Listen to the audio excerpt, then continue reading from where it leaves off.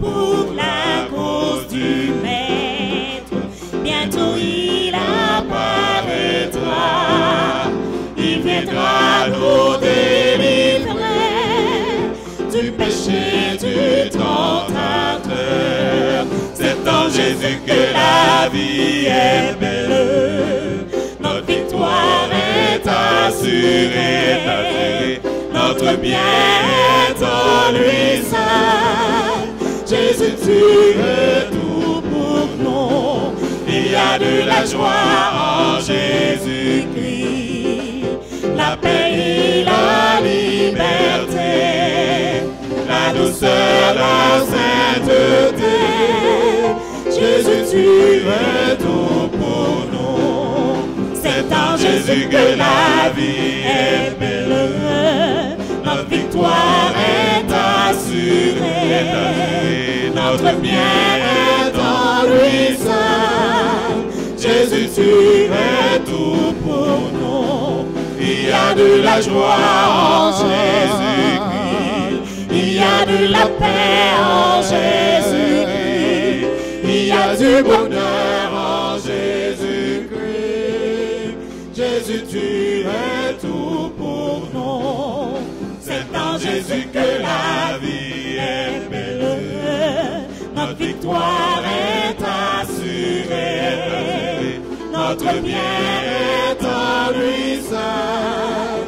Jésus, tu es tout pour nous. Oh, il y a de la grâce en Jésus-Christ, il y a de la paix en Jésus-Christ, il y a de l'amour en Jésus-Christ.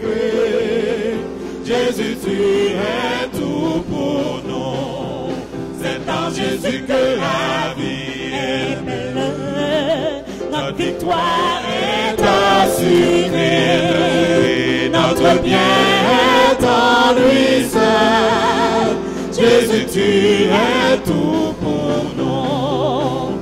Jésus, tu es tout pour nous. Jésus, tu es tout pour nous. Oui, Jésus, tu es tout pour nous. Puisse le Seigneur vous bénir et puissions-nous tous les jours éprouver du plaisir à nous mettre à ses pieds afin de recevoir de lui les instructions nécessaires à notre croissance physique, mentale, morale et spirituelle. Jésus, tu es tout pour nous. Il n'y a aucun aspect de notre vie qu'il ne soit pas en mesure de diriger, de contrôler. Jésus, tu es tout pour nous. Nous croyons que l'Éternel vous a visité au cours de la journée. Il vous a fait du bien, ben vrai? Vous et moi, nous sommes encore en vie. Nous respirons. Nous avons été à plusieurs courses au cours de la journée, mais sa bonté ne nous a pas failli. Il nous a accordé la grâce d'être en vie, et pour tout ce que l'Éternel a accompli en notre faveur, nous voulons répéter avec le psalmiste: mon âme bénit l'Éternel, que tout ce qui est en moi bénisse son Saint-Nom. Mon âme bénit l'Éternel et n'oublie aucun de ses bienfaits. C'est lui qui pardonne et qui guérit. Est-ce que vous croyez que l'Éternel soit capable de guérir tous vos maux? Dieu vous a-t-il déjà accordé la grâce d'être touché et de voir des maux s'en aller et la guérison s'emparer de vous? Dieu a accompli ces choses en notre faveur. Laissez-moi vous dire que Dieu nous a fait grâce. Nous avons pu couvrir 2 semaines. 2 semaines. Chaque jour, nous allions et venions, mais Dieu est si puissant, il est tout puissant, que le mal ne nous a pas atteints. Chaque jour qui passe nous rapproche de la fin. Très bientôt, notre série de causeries bibliques ne sera qu'un doux souvenir. Mais avant que nous n'arrivions à cette phase, j'aurais aimé vous rappeler, s'il vous était possible de ne perdre aucune soirée, ce serait à votre avantage, pour la gloire de Dieu et à mon intérêt. Cela me permettrait de savoir que quand vous venez un soir, il n'y a pas de cassure entre ce que j'ai dit avant et ce que vous entendez maintenant par rapport à ce que j'aurai à dire plus tard. Donc c'est une chaîne, c'est un maillon. Je n'aurais pas aimé que vous ratiez aucun de ces sujets ou aucune de ces soirées, à moins que cela dépasse considérablement vos capacités. Le sujet que je vais vous présenter aujourd'hui est vraiment délicat. Je ne blesserai personne et nous n'avons intérêt à offenser personne, mais nous souhaitons que quiconque est présent aujourd'hui soit capable de prendre sa décision et de dire « Ainsi parle l'Éternel ». Je vais décrire avec vous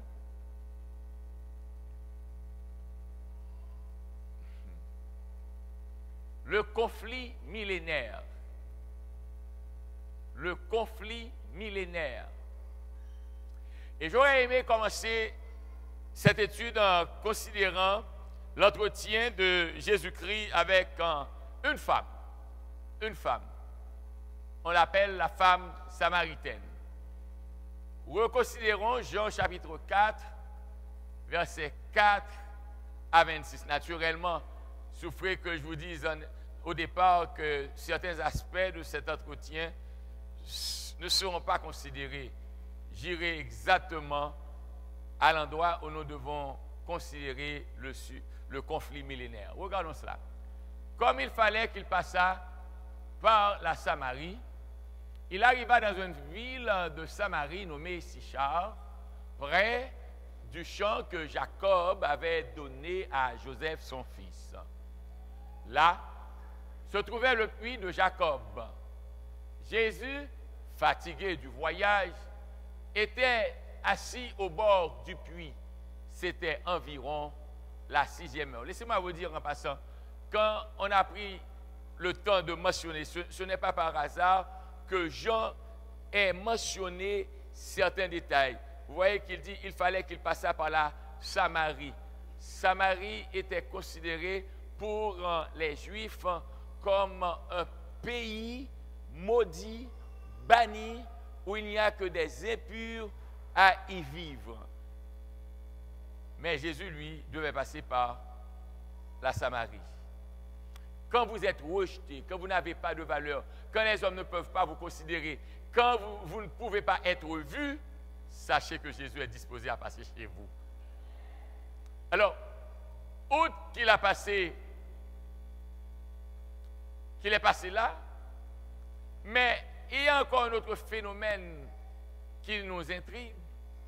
Jean n'a pas mentionné, juste pour le mentionner, c'était environ la 6e heure. Pourquoi a-t-il pris le temps de mentionner que c'était la 6e heure? Le Juif commence son horaire journalier à partir de 6 heures du matin. Donc, quand nous disons que c'était la 6e heure, il faut compter avec 6 heures du matin comme étant 1. Donc, si 6 heures du matin est 1, quand on arrive à la 6e heure, cela nous donne midi. Donc, il était midi, Jésus était assis à la margelle du puits de Jacob. À midi, il est assis à la margelle du puits de Jacob. Nous comprenons très bien qu'il se peut que Jésus veuille se ressasser, il se peut qu'il veuille retrouver ses énergies, qu'il veuille recouvrer ses capacités physiques, car il voyageait, il était fatigué, et assis au bord d'un puits, il fait frais, c'est reposant, donc il va pouvoir se récupérer. On peut comprendre pourquoi Jésus était assis là à midi. Midi, c'est le moment où le soleil est au zénith. Midi, c'est le moment où il fait chaud. Et midi a une portée assez symbolique. Mais qu'est-ce qui va se passer? Verset 7 nous dit, une femme de Samarie vint puiser de l'eau.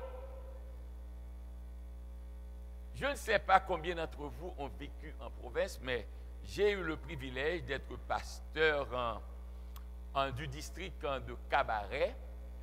Et là, j'avais des églises sur les hauteurs de la Coupe Mardi Gras, Casal, Tapio, Turpin, Titan 1.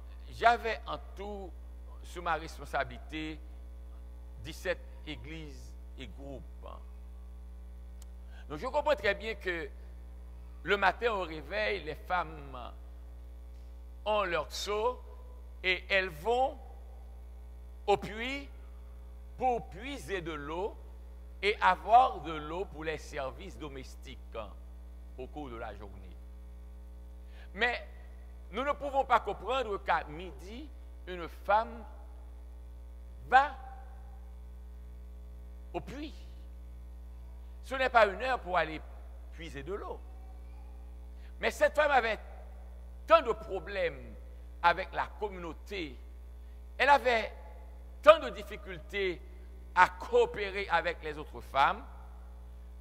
Je n'ai pas pris le temps de décrire le portrait physique de cette femme, mais nous avons, à partir de son portrait moral, une idée de son allure physique, car elle était une femme qui, vous allez le voir, avait passé déjà 5 maris et le 6e n'était pas encore à elle. Donc si cette femme a pu avoir 6 hommes qui ne lui étaient pas, ça veut dire qu'elle doit être une belle femme avec une belle forme. Mais l'auteur n'a pas pris le temps de nous donner une description corporelle de la femme, mais plutôt un portrait moral de cette femme. Alors, puisque déjà elle avait 5 maris qui ne lui appartenaient pas, cela implique que les femmes auxquelles appartenaient ces 5 hommes ne voulaient pas voir de cette femme. Et puisque tout le monde et ces femmes qui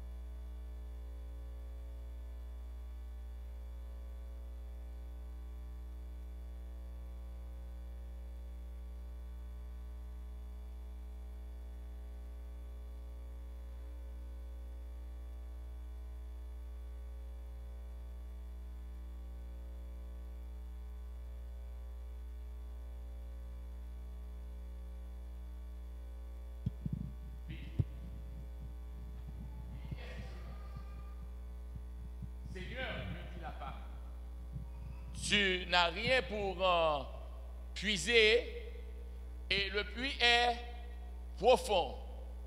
D'où aurais-tu donc cette eau vive? Verset 12. Es-tu plus grand que notre Père Jacob qui nous a donné ce puits et qui en a bu lui-même, ainsi que ses fils et ses troupeaux? Jésus lui répondit, quiconque boit de cette eau aura encore soif. Mais celui qui boira de l'eau que je lui donnerai n'aura jamais soif. Et l'eau que je lui donnerai deviendra en lui une source d'eau qui jaillira jusque dans la vie éternelle. Verset 15. La femme lui dit, Seigneur, donne-moi cette eau, afin que je n'ai plus soif et que je ne vienne plus puiser ici. Va, lui dit Jésus, appelle ton mari et viens ici. Va, lui dit Jésus, appelle ton mari et viens ici. Ou pas capable de bon Dieu mentir. Et souffrez que je vous dise, nous aimons le Seigneur parce qu'il est le Seigneur. Personne ne peut remplir notre vie autant que Jésus. Personne n'est capable de nous comprendre mieux que Jésus. Et personne ne sait comment s'adresser à nous plus que Jésus. Jésus est capable de renverser les préjugés les uns à la suite des autres. Jésus n'a pas à se soucier de votre apparence. Vous pouvez faire de l'impression sur les autres à partir de votre présentation. Mais Jésus sait qu'au-delà des beaux mots, ce qu'il y a de laid au tréfonds de l'âme. Jésus n'a pas accepté cette barrière que la femme a voulu dresser entre elle et lui. Et il a renversé ces barrières les unes à la suite des autres. Malheureusement, l'économie de ma méditation ce soir ne vise pas vraiment cet aspect-là de la vie ou du ministère de Jésus-Christ. Mais j'aurais aimé faire appel à vous tous pour cesser de croire que les gens que vous croyez n'appartenant pas à Jésus, Jésus les a déjà réclamés. Alors, sortant de l'eau et une discussion culturelle, une discussion d'ethnicité, une discussion de nationalité, juifs et samaritains, toute une kyrielle, toute une tradition entre juifs et samaritains. Tout. Mais qu'est-ce qui est arrivé? Jésus n'a pas tenu compte de ces traditions-là. Jésus n'a pas tenu compte de ces problèmes-là. Jésus n'a pas besoin de connaître si grand-papa a un problème avec grand-papa ou l'autre. Jésus n'a pas besoin de connaître si maman ou papa a un sikanzo ou mambo. Quand Jésus a besoin, même si c'était un gang de papa, l'a réclamé. Avec Jésus, votre passé n'a pas de valeur, c'est votre réponse de maintenant qui importe.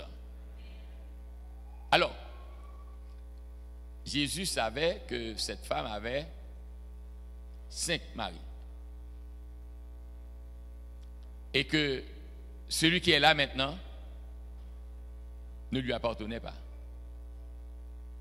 Mais Jésus lui dit, va, appelle ton mari et viens ici.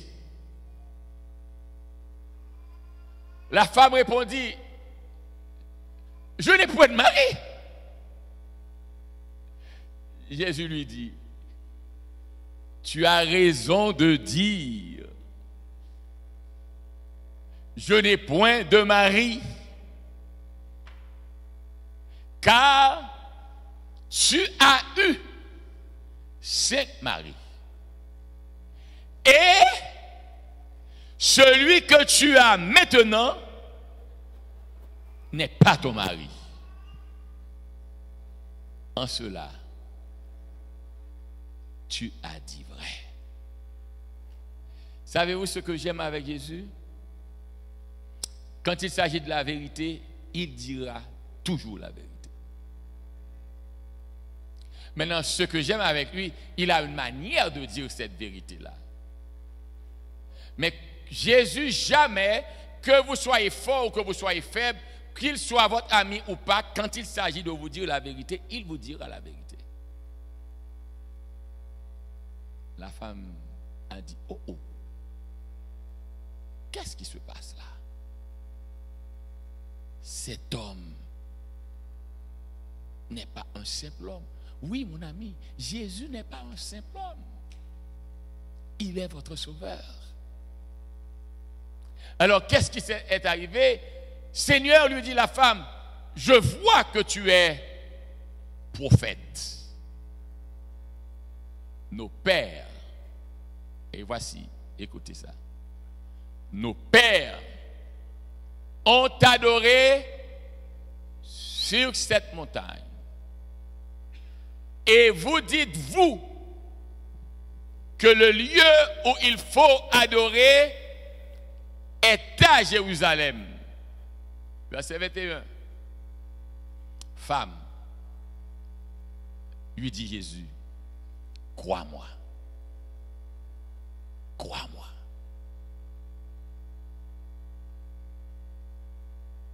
Crois-moi. Ce serait comme une forme emphatique. Comme quand il dit en vérité, femme, crois-moi. L'heure vient où ce ne sera ni sur cette montagne, ni à Jérusalem que vous adorerez le Père. Verset 22. Vous adorez ce que vous ne connaissez pas. Vous adorez ce que vous ne connaissez pas. Vous regardez très bien que le sujet devient de plus en plus profond. On est parti, entre guillemets, d'un sujet banal, de l'eau, un puits, pour arriver à un sujet de portée capitale. Dieu. On est sorti du matériel pour aboutir au spirituel. Et Jésus veut nous faire comprendre par là, quand le spirituel est comblé, le matériel sera satisfait.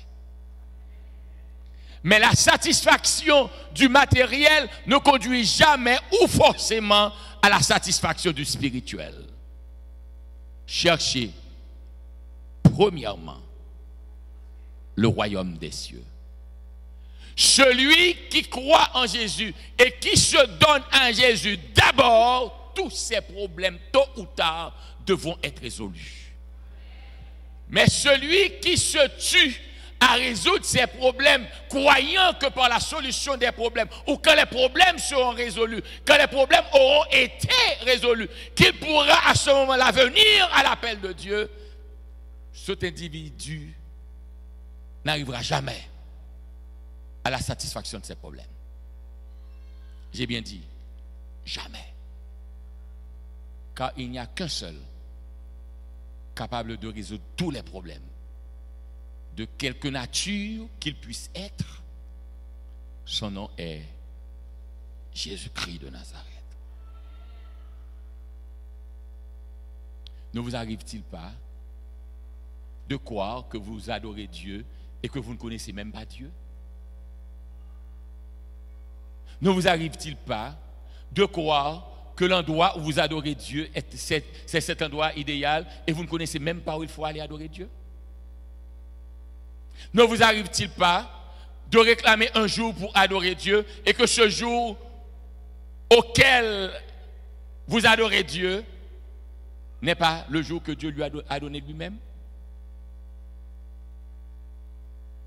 Vous adorez, le Sauveur qui continue à parler, vous adorez ce que vous ne connaissez pas.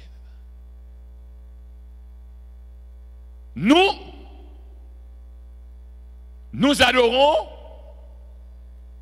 ce que nous connaissons. Écoutez, je vous ai dit que je ne veux pas vous blesser. Ce n'est pas mon intention, mais laissez-moi vous dire, faites attention. Il ne suffit pas seulement de citer le nom de Jésus, il faut s'assurer qu'on connaît vraiment Jésus. Discourir au sujet de Jésus ne signifie pas qu'on connaît Jésus. Vous adorez ce que vous ne connaissez pas. Nous adorons ce que nous connaissons, car le salut vient des Juifs. Si tu veux entrer dans une guerre de race, je suis disposé à le faire avec toi, parce que je ne vais pas passer par 1000 chemins pour te dire que le salut vient des Juifs et moi, Jésus, je suis juif. Je n'ai pas besoin de savoir qui vous êtes, mais la réalité, quelle que soit votre nationalité, pour être sauvé, il faut venir aux Juifs. Parce que moi, je suis juif. Mais regardons. Mais l'heure vient. Et elle est déjà venue. Où les vrais adorateurs adoreront le Père en esprit et en vérité, car ce sont là les adorateurs que le Père demande. Écoutons. Où les vrais adorateurs adoreront qui? Adoreront qui? Comment? En esprit. Pourquoi en esprit? Nous ne pouvons pas voir le Père. Nous ne pouvons pas voir Dieu. Et c'est l'une des raisons pour lesquelles je voudrais, pardonnez-moi Seigneur, j'ai dit je voudrais, comme si il se peut que je ne sois pas sauvé. Non. C'est l'une des raisons pour lesquelles je veux être sauvé. Je veux voir Jésus. Je l'ai lu dans la Bible. Je le connais. Il est réel pour moi. Il a fait beaucoup de choses dans ma vie. Il m'a sauvé des attaques de bandits. Il m'a guéri de maladies. Je sais qu'il est réel. Si vous-même vous doutez de Jésus, moi je ne peux pas douter de lui. Il a trop fait pour moi pour que j'ai à douter de lui. Je sais que Jésus est réel. Mais c'est pas ce qui m'intéresse. Je veux toucher Jésus. Le jour va venir, nous le toucherons. Et rien de ce monde ne doit nous priver de ce privilège. Rien. Il n'y a rien qui soit supérieur à cette rencontre dans ce royaume de gloire et de félicité éternelle. Rien. Et ça pirait de là, même si c'est dans mon tonnel, n'a besoin de Jésus, me dit, ouais, Jésus. Je veux connaître Jésus. Mais les vrais adorateurs, ce ne sont pas ceux qui discutent est-ce que c'est à Mont-Garizim ou est-ce que c'est à Jérusalem qu'il faut adorer? Ce n'est pas ceux qui établissent une lutte entre les Samaritains et les Juifs. Ce n'est pas une guerre de race, une guerre de culture, mais les vrais adorateurs sont ceux qui adorent le Père en esprit, parce qu'il est Dieu. Nous ne le voyons pas, mais nous croyons qu'il existe et nous voulons lui obéir. Et en vérité, la vérité de Dieu. Vous savez qu'on a dit que la vérité est relative. On est venu de nos jours avec cette notion de relativité ou le relativisme, où tout est relatif. Si tu veux être homme, tu peux être homme, c'est relatif. Si tu veux être femme, tu veux être femme, c'est relatif. Non, frères et sœurs, la vérité de Dieu n'est pas relative. La vérité de Dieu est absolue. Quand Dieu dit oui, c'est oui. Quand il dit non, c'est non. Il n'y a pas de demi avec Dieu. C'est oui ou non. Pas oui et non.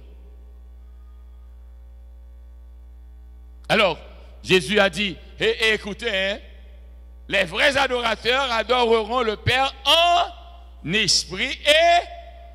Mais où puis-je trouver la vérité? C'est quoi la vérité? À partir de quel moment je sais que je suis dans la vérité?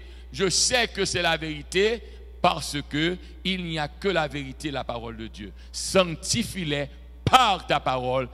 Ta parole est la vérité. La vérité, c'est pas ce que les hommes établissent. La vérité, c'est ce que Dieu révèle.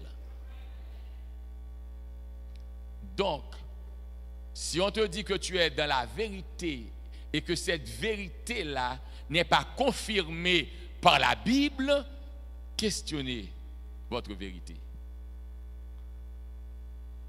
Le verset suivant. Dieu est, il faut que l'adore. Dieu est, il faut que ceux qui l'adorent. Donc, vous admettrez avec moi qu'il y a une confusion, bah ouais, au niveau de l'esprit de la femme samaritaine. Est-ce que la femme samaritaine n'était pas fière d'elle-même? Est-ce qu'elle ne savait pas qu'elle possédait la vérité? Est-ce que vous ne croyez pas que les Samaritains s'estimaient supérieurs aux Juifs parce que ces hommes-là, ils sont si durs? Alors, ça, pasteur Élisée, les autres pasteurs pourront vous en parler. Il y a eu une guerre. Laissez-moi vous dire que c'était la même nation, mais il est arrivé à un moment donné, quand on devait construire le temple, il y a eu de la traîtrise de la part des gens de la Samarie. À partir de ce moment-là, les Juifs ont coupé relation avec les Samaritains au point que pour eux, les Samaritains sont si impurs que les Juifs comparent les Samaritains aux porcs. C'est une guerre de longue date. Les Samaritains savent qu'ils ont la vérité et les Juifs savent qu'ils ont la vérité. Et même en présence de Jésus, vous voyez comment cette femme samaritaine essaie de réclamer ses droits. Et Jésus de lui dire, vous adorez ce que vous ne connaissez pas. Beaucoup d'entre vous, vous êtes sincères dans votre adoration, mais c'est une adoration fausse parce qu'elle est basée sur le mensonge. Vous ne savez pas ce que vous adorez. Alors, regardons ce que la Bible dit concernant l'adoration. Est-ce que ce sujet présenté là par Jésus, ce débat entre Jésus et la femme samaritaine, est-ce que c'est pour la première fois que ce problème s'est posé? Regardons. Jésus a fini de recevoir le baptême, il commence son ministère et le combat, nous avons déjà lu ce passage, le combat est entre Jésus et Satan. Et regardez, quel sera dernier round et le chaos. Regardons ça. Le diable le transporta encore sur 13 éleux, lui monta tous les royaumes du monde et leur, verset 9, et lui dit, je te donnerai toutes toutes ces choses, si tu te prosternes et m'adores.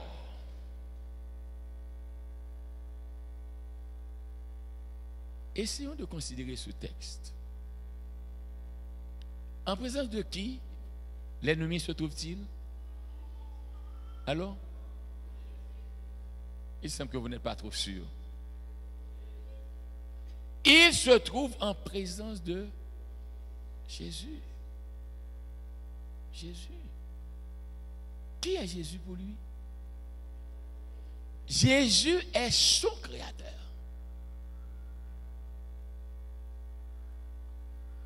Jésus est son créateur. Et qu'est-ce qu'il ose dire à celui qui l'a créé? Si tu te prosternes et m'adores.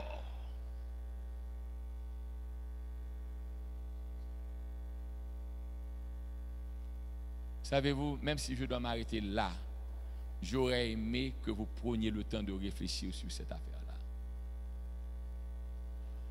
Si Satan a osé demander à Jésus de l'adorer en se prosternant,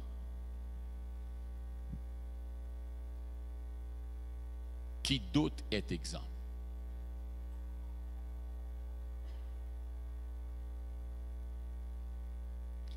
Si tu te prosternes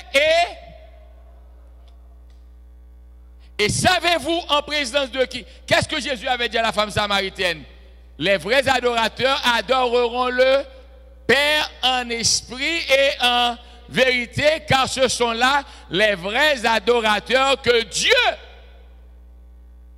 Donc, l'adoration ne revient qu'à Dieu. On ne doit se mettre à genoux qu'en présence de Dieu. On ne doit faire la génuflexion qu'en présence de Dieu.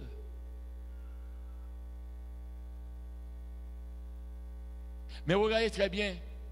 Je te donnerai toutes ces choses. Je ne vais pas trop m'attarder sur le texte car il y a beaucoup à dire dans ce texte-là. Mais savez-vous que Satan n'a pas menti quand il a dit à Jésus, je te donnerai. Quand tu donnes ce que tu as. Donc Satan a fait voir à Jésus toutes les richesses de la terre et il a dit à Jésus, je te donnerai. Mais ce qu'il a oublié, si maintenant Satan les a, c'est parce que Adam et Ève ont été des...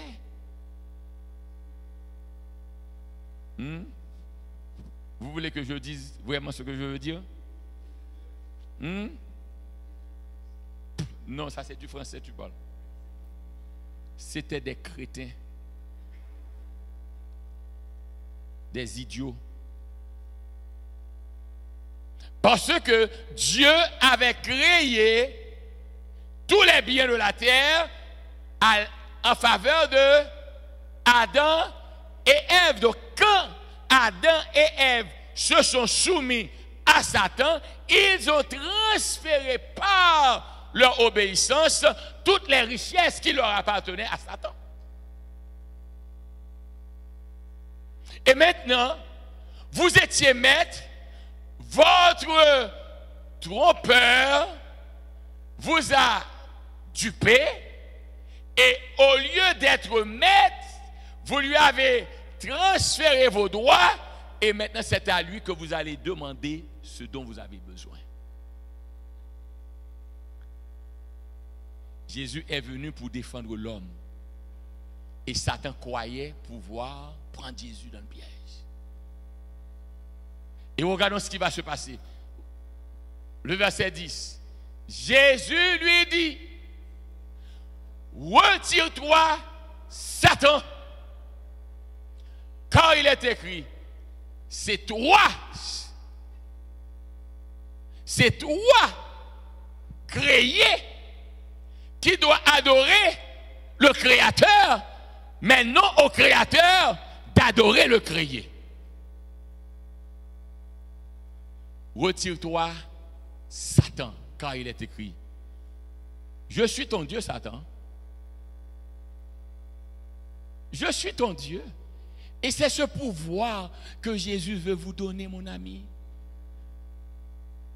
Même si vous entendez dire que Satan est capable, oui, il est capable, mais Dieu nous dit, quand nous sommes à lui, nous faisons partie du corps de Dieu. Et Dieu nous dit que Satan est sous les pieds de Jésus. Donc maintenant, si Satan est sous les pieds de Jésus, qui est la tête de l'Église? C'est Jésus. Qui est le corps de l'Église? C'est nous. Donc nous sommes les pieds de Jésus. Satan est sous nos pieds.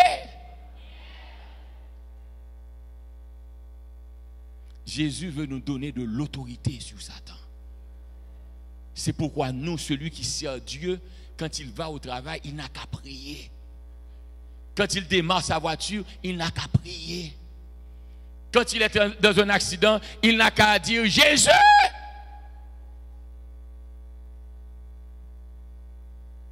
Parce que Dieu nous a donné du pouvoir sur Satan. Vous ne pouvez pas être enfant de Dieu et avoir, vous avez peur de sortir. Oui, il y a un petit tonton qui va vous attendre au carrefour. Si tonton va capter nous dans le carrefour. Parce que votre lumière doit chasser ce petit tonton. Jésus marche avec vous. Vous n'avez pas à avoir peur de gens qui vous font de menaces. Quand c'est la volonté de Dieu, même si quelqu'un vient avec un revolver littéralement sur vous, Jésus peut bloquer la gâchette. Il n'y a rien qui soit impossible à Dieu. Absolument rien. Donc Jésus lui a dit, qui doit être adoré? Qui mérite l'adoration? Le Seigneur Dieu. Et qu'est-ce qu'il doit faire lui-même? Tu as été créé pour servir, tu resteras serviteur. Maintenant, tout à l'heure, je vous ai porté à réfléchir, si Satan a osé demander à Jésus de l'adorer, qui d'autre? Voyons. Il y a eu 4 jeunes hébreux. Quand la Bible vous parle de 4 jeunes hébreux, sachez bien qu'il n'y a pas eu seulement 4 à laisser Jérusalem. Quand Nebuchadnezzar s'est emparé de Jérusalem et a conduit les Juifs en captivité, il n'y a pas eu seulement 4 jeunes hébreux, mais de tous 4 se sont révélés différents. Et ce qui est beau avec Jésus, quand Jésus sait qu'il peut compter sur vous, il parie sur votre compte. Le roi Nebuchadnezzar a passé l'ordre de dresser une statue. Et il a convoqué tous les principautés de son royaume. Toutes. Et voici que du nombre de ces grands hommes se trouvent 3 jeunes hébreux. Daniel n'est pas de ce nombre maintenant. Et rappelez-vous que les noms que vous voyez là ne sont pas les noms qu'ils ont eus quand ils sont nés. Et j'en profite pour dire aux parents qui sont là, faites attention aux noms que vous donnez à vos enfants. Ce n'est pas parce que vous entendez le nom d'une vedette et puis vous donnez le nom parce que cette vedette. Est-ce que vous savez la vie cachée de cette vedette? Les noms que vous avez exercent une grande influence sur votre caractère. Alors, Satan a essayé de changer les noms de ces jeunes. Shadrach, Meshach et Abednego. Et il dit, Nebuchadnezzar a pris la parole et leur dit, est-ce de propos délibérés, Shadrach, Meshach et Abednego, que vous ne servez pas mes dieux et que vous ne faites pas quoi? et que vous n'adorez pas la statue d'or que j'ai élevée. Donc, quel est le problème qui est posé là? Un problème d'adoration. Allons et voyons. Maintenant, tenez-vous prêts. Et au moment où vous entendrez le son de la trompette, du chalumeau, de la guitare, de la sambuc, du psalterion, de la cornemuse et de toutes sortes d'instruments, vous vous prosternerez et vous adorerez la statue que j'ai faite. Si vous ne l'adorez pas, vous serez jetés à l'instant même au milieu d'une fournaise ardente. Et quel est le Dieu qui vous délivrera de ma main? Laissez-moi vous dire que la sentence de Satan est à l'instant. C'est immédiat. C'est seulement Dieu qui vous donne du temps afin que vous vous repentiez. Mais Satan, c'est dans l'immédiat. Parce qu'il sait que son temps est limité. Verset 16. Et voici la réponse que je vais aimer. Shadrach, Meshach et Abednego répliquèrent au roi Nebuchadnezzar. Écoutez, hein, le roi, ce n'est pas le superviseur, non? Ce n'est pas le foreman, non? Le roi. Et rappelez-vous, ils ne sont pas chez eux. Ils sont en terre étrangère. Mais ils savent en qui ils croient. Ils sont des gens de conviction. Bien-aimés frères et sœurs, laissez-moi vous dire que la conviction est plus forte que la religion.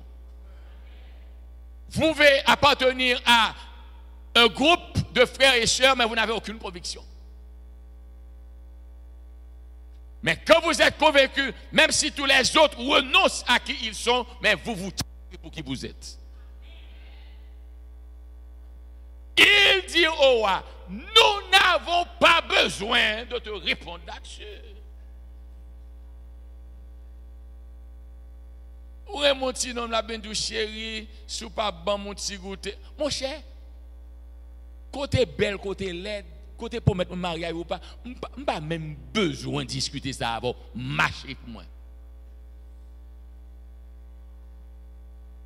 Mais après, on va goûter, et pour dire oui, dans l'église, il y a un vagabond, mais on même choix, bon vagabond, oui.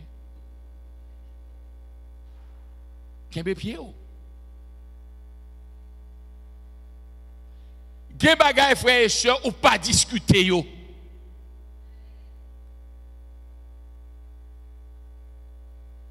Quand il s'agit de vous et Dieu, vous ne discutez pas. Ce doit être arrêté. Même si m'a mouri pour la gloire de Dieu, je ne pas négocier ça. Verset 17. Voici, alléluia, notre Dieu que nous servons peut nous délivrer de la fournaise ardente et il nous délivrera de ta main, ô roi. Petit bon Dieu, pas jamais traîner. N'a pas souffert, c'est vrai, mais finalement c'est nous qui pour briller. Sinon, ça choua. Et puis c'est, vous connaissez le grand restaurant, vous frappez le pape et puis le restaurant fait.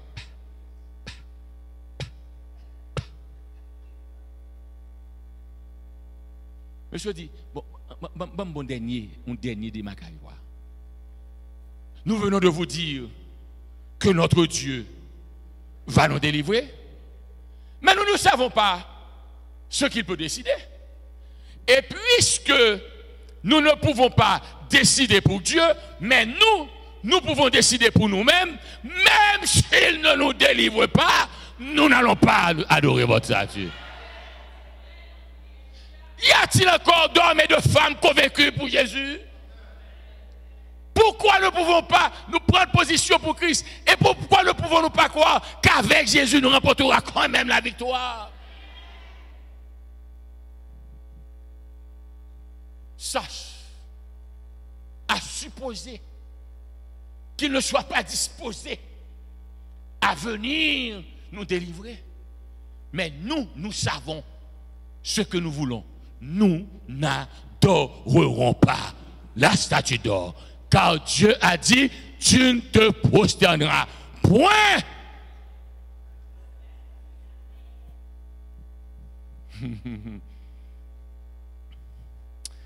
Oui. Savez-vous? Ça, c'était avant que Jésus soit venu. Et savez-vous que le combat entre Jésus et Satan, c'était avant qu'il ait commencé son ministère? Et savez-vous que ce qui va caractériser la fin des temps, ce sera encore un combat entre qui adorer, comment l'adorer et quand l'adorer. Et le dernier livre de la Bible en parle. Le dernier livre de la Bible nous en parle. Et il sautait sur le sable de la mer. Puis je vis monter de la mer une bête qui avait 10 cornes et 7 têtes. Et sur ses cornes 10 diadèmes. Et sur ses têtes des noms de blasphème. La bête que je vis était semblable à un léopard. Ses pieds étaient comme ceux d'un ours. Et sa gueule comme une gueule de lion. Le dragon lui donna sa puissance et son trône et une grande autorité. Et je vis l'une de ses têtes comme blessée à mort, mais sa blessure mortelle fut guérie, et toute la terre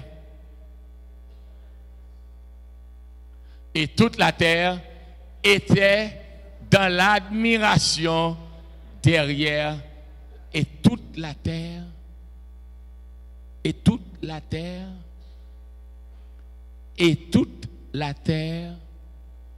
était dans l'admiration derrière la bête. Et quel verbe vous voyez encore là? Et ils adorèrent parce qu'il avait donné l'autorité à la bête. Ils adorèrent la bête en disant, qui est semblable à la bête et qui peut combattre contre elle? Et il lui fut donné une bouche qui proférait des paroles arrogantes et des blasphèmes. Et il lui fut donné le pouvoir d'agir pendant 42 mois. Et elle ouvrit sa bouche pour proférer des blasphèmes contre Dieu, pour blasphémer son nom et son tabernacle et ceux qui habitent dans le ciel. Et il lui fut donné de faire la guerre aux saints et de les vaincre. Et il lui fut donné autorité sur toute tribu, tout peuple, toute langue et toute nation.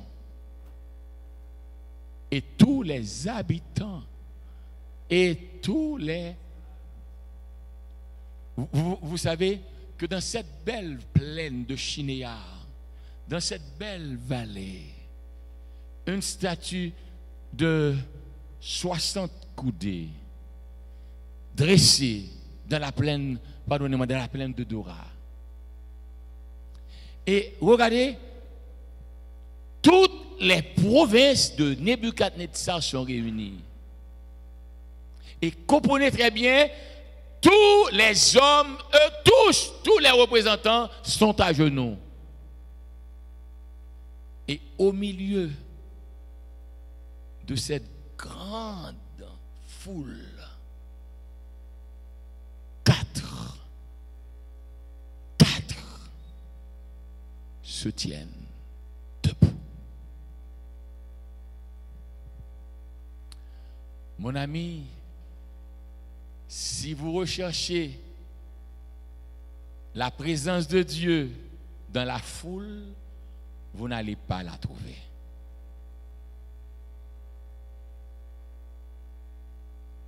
Mon ami, si vous croyez, parce que la grande majorité suit ce chemin, et parce que la grande majorité suit ce chemin, Dieu est obligé de s'adapter à cette grande majorité.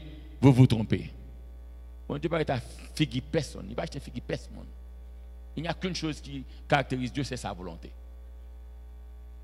Il n'y a que standard pour Dieu, sa parole qui est la vérité. Alors, peu importe la multiplicité de gens, peu importe cette foule innombrable, mais au milieu de cette foule, 4 se tiennent debout. Allez-vous vous tenir debout? Allez-vous accepter la mort? Le jour va venir où si vous défendez votre fille, vous perdrez votre fille éternelle. J'ai dit à mes membres d'église, je respecte tous mes membres d'église, mais je n'ai pas à faire d'exercice pour savoir comment m'ajuster à celui-ci ou à celui-là. Je veux qu'une seule personne définisse ma ligne et cette personne est Dieu. Je veux m'adapter avec tout le monde. Je veux m'entendre avec tout le monde. Je veux respecter tout le monde. Mais je ne veux obéir qu'à une seule personne. À Dieu. Êtes-vous prêt?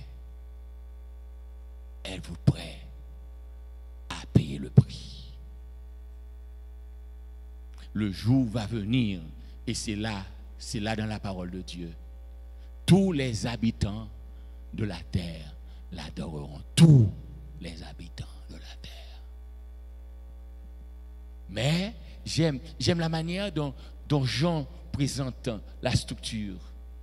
Tous les habitants, et puis il vous dit, ceux dont le nom n'a pas été écrit dès la fondation du monde dans le livre de vie de l'agneau qui a été. Donc ça veut dire que si Jean dit ceux dont le nom, cela implique qu'il y en a à avoir leur nom écrit dans le livre de vie de l'agneau et que ce nombre fera exception à la grande foule. Allons. Ça, c'est la deuxième bête. Apocalypse 13, verset 5. Et il lui fut donné d'animer l'image de la bête, afin que l'image de la bête parlât, et qu'elle fit que tous ceux qui n'adoreraient pas l'image de la bête fussent tués.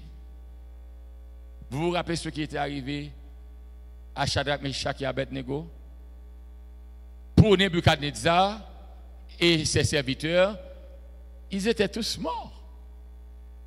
Parce que ce que j'aime dans l'histoire, là où Satan a nuit Coli, c'est propre lui-même qui prend en piège.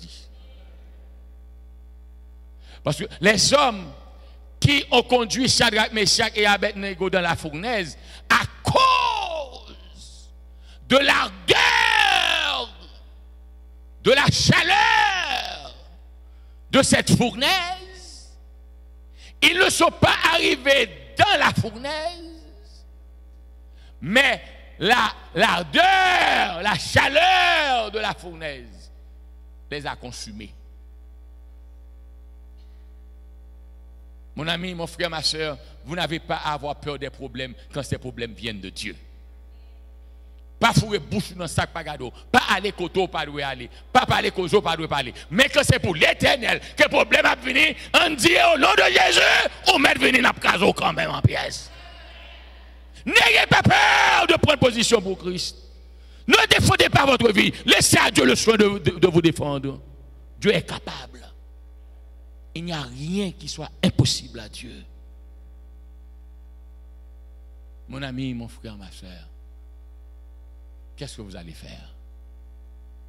N'oubliez pas que je vous dis que ce combat qui date des millénaires, c'est le combat de l'adoration. Où Satan veut se faire Dieu, mais Satan ne sera jamais Dieu. Il a été créé, Dieu est Dieu.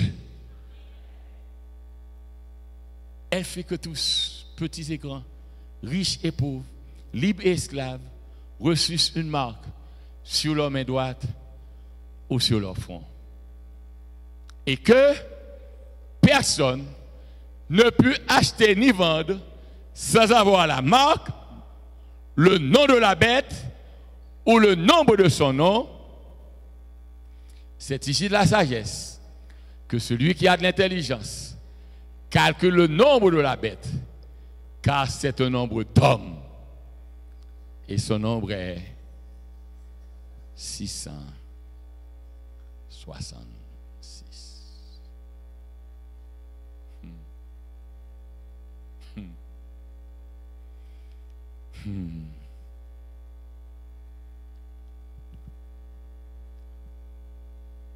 Qu'est-ce que Satan a réclamé de Jésus?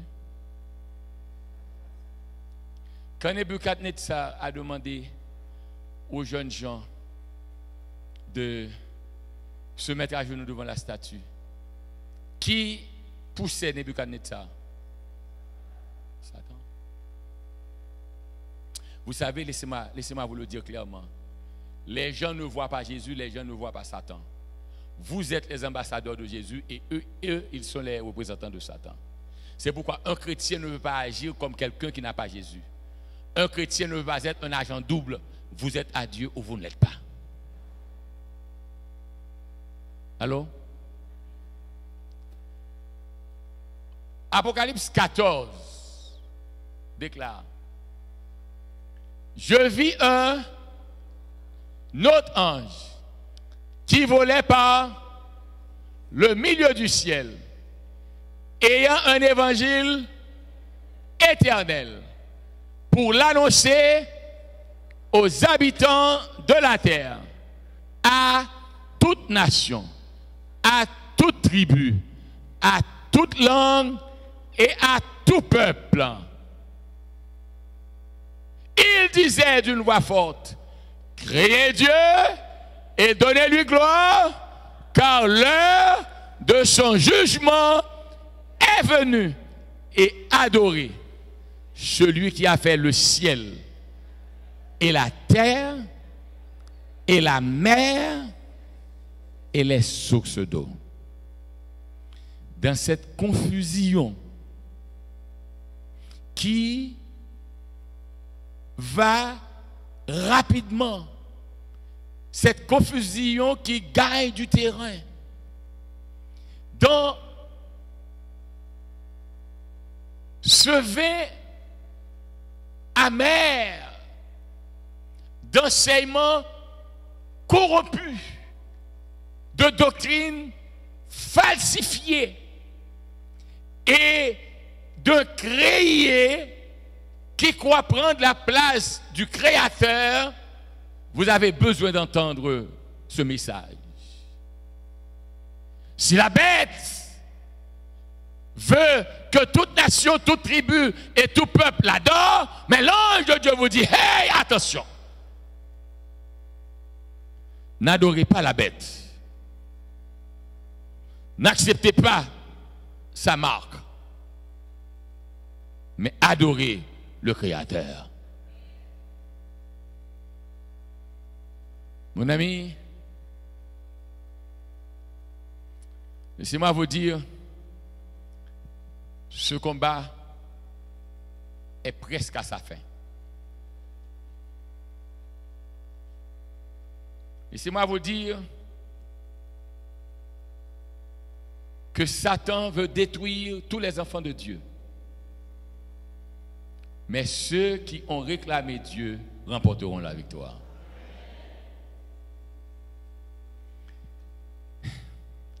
Savez-vous, vous pouviez ne pas être présent ce soir, je comprendrai et je vous pardonnerai. Mais vous ne pouvez ne pas être absent demain soir. Vous ne comprendrez ce sujet que si vous êtes là demain soir, si Dieu le veut.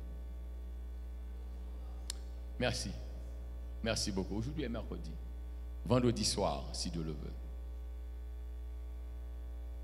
Je ne veux choquer personne, mais regardez très bien ce que je vais dire. Voulez-vous entendre ce que je vais dire? Il y a beaucoup d'églises qui se réclament de Dieu. Mais Dieu n'a qu'une église sur la terre.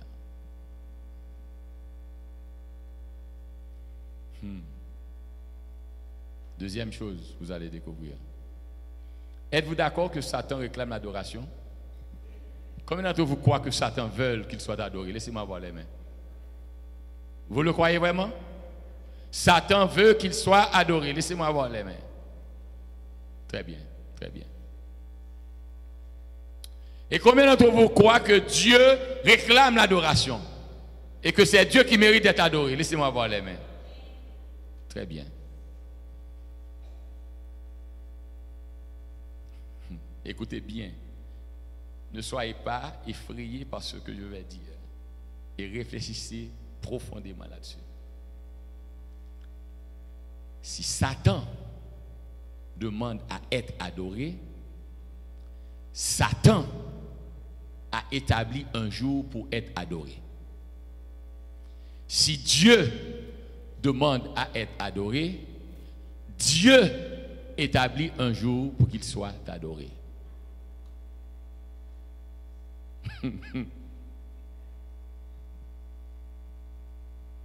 Dimanche ou samedi, qui est à Dieu et qui est à Satan.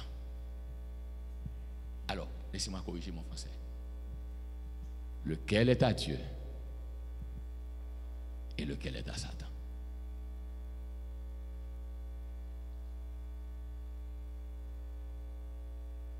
Alors,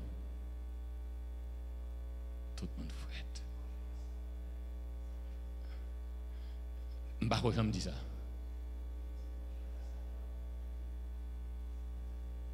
Mais j'ai posé le problème.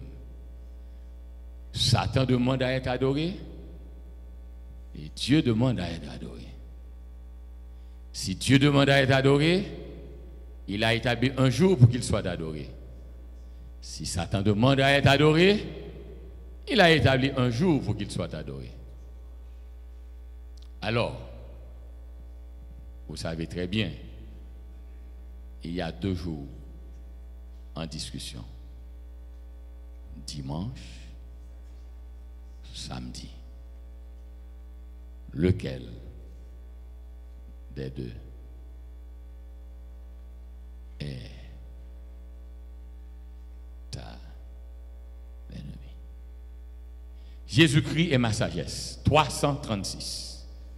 Merci d'être venu. Merci pour votre patience. Nous vous attendons vendredi soir à 7 heures précises. Ne ratez pas ce sujet. Priez, frères et sœurs. Nous sommes tout près de chez nous. Jésus revient bientôt. Jésus-Christ est ma sagesse. Mettons-nous debout et chantons ensemble.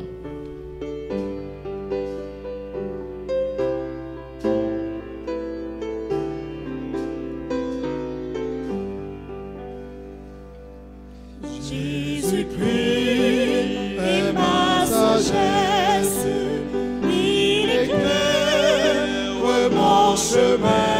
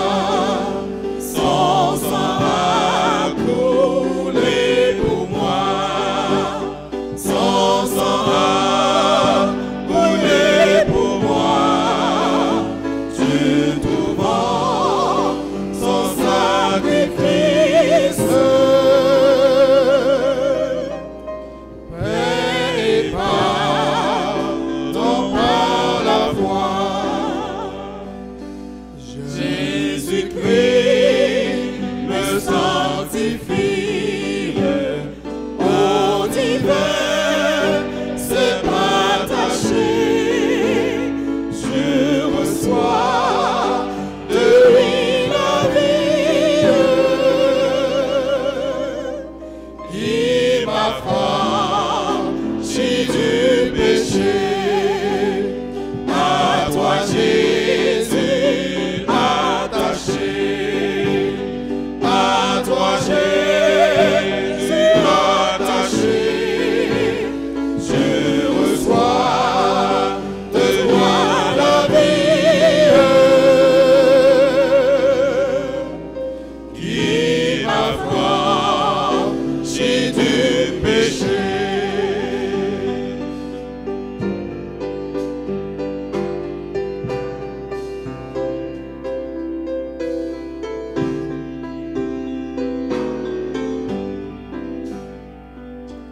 Jésus en payant ma dette a compris, m'a racheté et déjà ma place est prête vers lui pour l'éternité. Jésus, tu m'as racheté. Jésus, tu m'as racheté. Et déjà ma place est prête vers toi pour l'éternité. Notre Seigneur et notre Dieu, notre Père, qu'à toi seul soit la gloire d'éternité en éternité. Notre dette est payée, nous sommes libérés, notre vie est régénérée, nos caractères sont transformés. Au nom de Jésus-Christ, nous sommes déjà citoyens du royaume des cieux. Mais nous ne pouvons être auprès de toi dans ton royaume si maintenant sur la terre, tu n'es pas auprès de nous. Veuille nous aider à vivre pour ta gloire. Merci pour la présence de tes enfants. Ils t'aiment, Seigneur. Ils veulent te servir. S'il te plaît, veuille délier tous les pièges de l'ennemi et permets-nous de pouvoir prendre position pour toi. Le jour est déjà là où nous qui sommes à toi, au péril de notre vie, nous devons camper pour nos convictions. Nous savons que c'est toi qui es Dieu. C'est toi qui mérites l'adoration. Et tu as établi ton jour pour qu'on t'adore. Veuille nous aider à renoncer à tout en vue de vivre pleinement pour toi. Renvoie-nous maintenant de ces lieux, maintenant de devant ta face, avec l'onction de ta paix et de ta grâce, en Jésus ton Fils, l'unique. Nous te prions, toi qui vis et règnes d'éternité en éternité. Amen. Merci, asseyez-vous, nous allons vous saluer à la porte. Et n'oubliez pas que nous attendons vendredi soir à 7h précise. Et le samedi 22 avril, il y aura une grande cérémonie de baptême. Contactez les pasteurs, donnez vos noms et soyez baptisés au nom du Père, du Fils et du Saint-Esprit.